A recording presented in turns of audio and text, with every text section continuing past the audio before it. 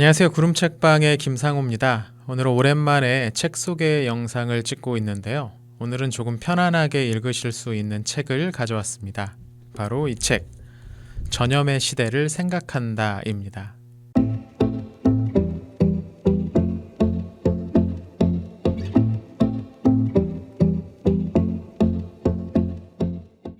조금 전에 제가 이 책을 조금 편안하게 읽을 수 있는 책이라고 말씀을 드렸었는데요. 그건 이 책의 내용보다는 주로 하드웨어적인 부분을 가리켜서 말한 겁니다. 일단 얇거든요. 앞서 소개해드렸던 책이 최소한 300페이지 이상이었다면 이 책은 100페이지가 채 되지 않습니다. 그리고 책의 구성도 읽기가 편하게 되어 있습니다. 일단 여백이 풍성하고요. 2페이지에서 서너 페이지 정도 되는 그 짧은 에세이들을 모아놓은 그런 책이기 때문입니다. 충분히 한 토막씩 읽어 나가셔도 괜찮습니다. 이 책의 저자인 파울로 조르다노는 이탈리아 출신입니다. 흥미로운 이력을 갖고 있는데요. 학부에서 물리학을 전공하고 물리학으로 박사학위까지 받았다고 합니다. 근데 25살 되던 해에 갑자기 소설을 써서 입상을 하게 된 거죠. 그 뒤로 소설가의 길을 걷고 있는 사람입니다. 이 책은 제목에서도 알 수 있듯이 코로나 사태를 배경으로 하고 있는 에세이입니다. 작가가 살고 있는 이탈리아는 지난 코로나 사태 초기에 중국과 함께 가장 큰 피해를 입었던 그런 지역이죠. 그래서 작가에게 이 문제는 훨씬 더 크고 강렬하게 다가오지 않았나라는 생각이 듭니다. 물론 이제는 단순히 한두 나라의 일만은 아닌 게 되어버렸습니다. 이 책 속에는 이 사태를 함께 겪어가고 있는 우리에게도 읽으며 곱씹어 볼 수 있는 좋은 내용들이 자주 보입니다. 작가는 이 바이러스가 우리가 얼마나 긴밀하게 연결되어 있는지를 보여준다고 말합니다. 이런 구절이 있는데요.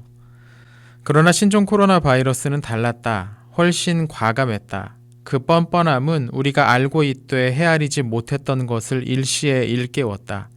바로 우리는 어디에 있든 다층적으로 연결되어 있다는 것. 그리고 우리가 사는 세상은 복잡한 데다 사회, 정치, 경제 논리뿐 아니라 인간관계와 정신적으로도 서로 얽혀 있다는 것 말이다. 물론 이 바이러스가 가지고 있는 특징 때문이기도 하지만 중국에서 발생한 바이러스 하나가 1년도 되지 않아서 아프리카 내지는 브라질 밀림 속 원주민들을 죽일 수 있을 거라는 가능성에 대해서 아마 우리들 대부분은 전혀 예상하지 못했던 일이었을 겁니다. 그만큼 우리는 서로 깊이 연결되어 있었던 거죠.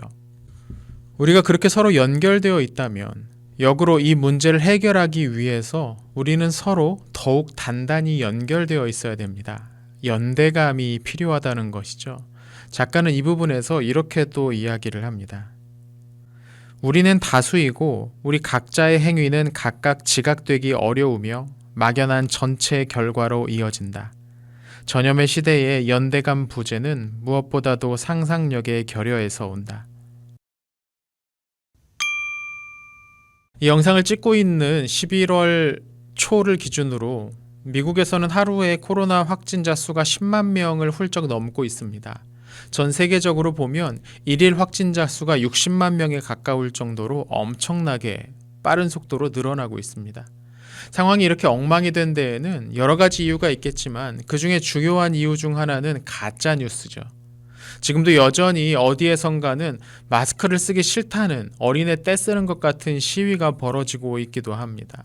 코로나 확산 초반에 희생자 수가 급격하게 늘었던 이탈리아에서 이런 상황은 더욱더 위협적으로 느껴졌던 것 같습니다.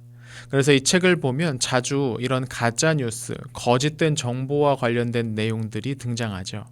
일치가 없는 곳에 벽돌 틈새에서처럼 잡초가 자란다. 과학의 잡초는 추측, 조작, 허위 사실이다.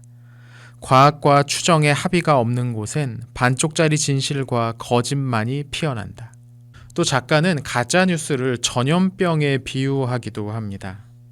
가짜뉴스는 전염병처럼 유포된다. 확산 유형도 전염병과 똑같다.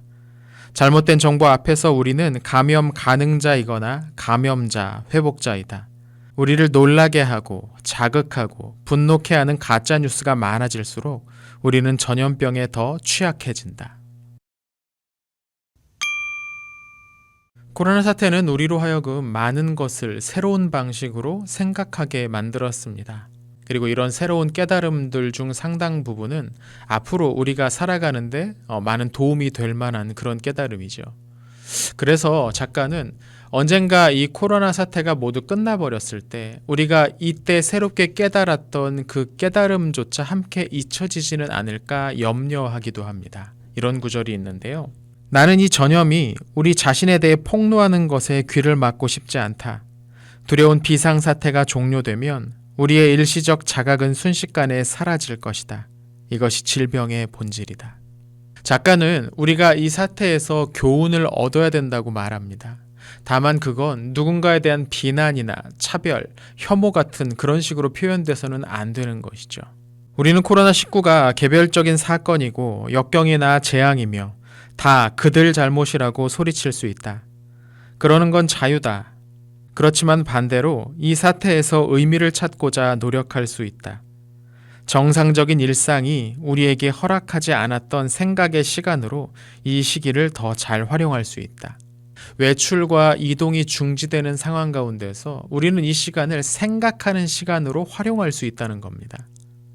시편을 인용한 한 장에서 작가는 이렇게도 이야기를 합니다. 날수를 세면서 슬기로운 마음을 얻자고, 그리고 이 모든 고통을 헛되이 흩어지게 놔두지 말자고. 이 책 가운데서 가장 인상적인 부분은 이 구절이었습니다. 그러므로 우리는 얼마가 될지 모르겠지만 이 시간을 참고 견뎌야 한다. 다소 불편이 따르겠지만 현재 우리가 쓸 수 있는 유일한 백신은 신중함 뿐이다. 언제 백신이 나오고 치료자가 나올지 모르는 상황 가운데서 우리가 사용할 수 있는 백신은 신중함이라는 이 말이 상당히 인상적으로 다가옵니다. 코로나 사태가 길어지면서 많은 사람들이 초조해지고 점점 참을성이 줄고 있는 건 아닌가 하는 염려도 들죠.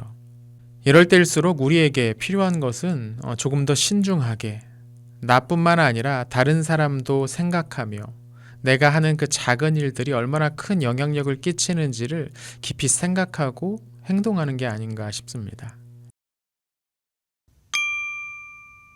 제가 읽은 이 책을 우리 구독자 중 한 분에게 드리려고 하거든요. 이 영상을 보시고 댓글에 받고 싶은 분들은 이야기를 써주십시오. 그러면 제가 본 이 책을 드리도록 하겠습니다. 다만 택배는 착불로 해서 보내드리고요. 혹 저희 책방에 방문하실 수 있으면 바로 가져가실 수 있도록 해드리도록 하겠습니다. 댓글 많이 달아주시고요. 구독과 좋아요 필수입니다. 그럼 다음 시간에 다른 책으로 찾아오겠습니다.